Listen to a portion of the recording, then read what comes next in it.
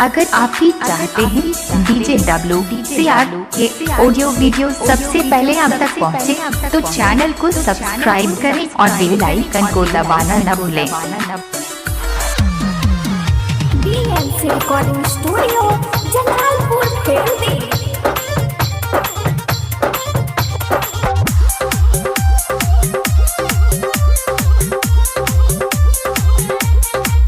तोहर गले जवनिया ऐसे जैसे पलकी ताजा,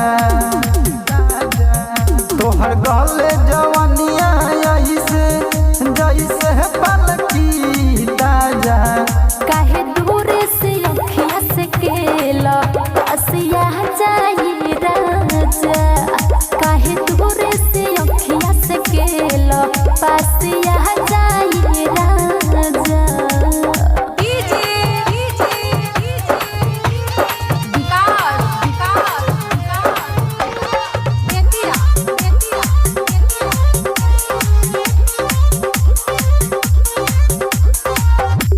गोरी हो गरम बारू, रबर से नरम बारू, केरा के फुलवा जैसे दिने दिन बढ़तारू।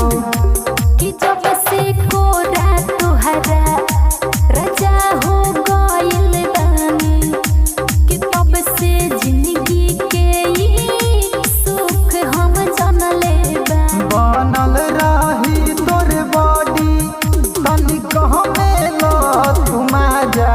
काहे दूर से अखिया से केला असिया जाए राजा, काहे दूर से अखिया से केला पासिया जाए राजा।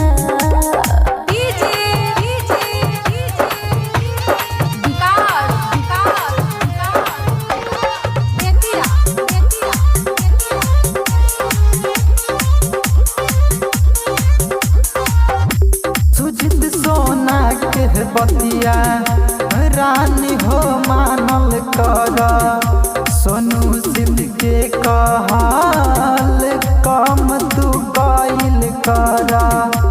आरे पंकज सुना, तू बोले को बोले ना बोला, कि तोहरो हिस्सा मिली राज तू जान खोला।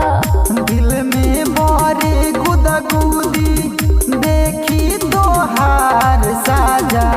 काहे दूर से अखिया से केला पासिया जाए राजा, काहे दूर से अखिया से केला पासिया जाए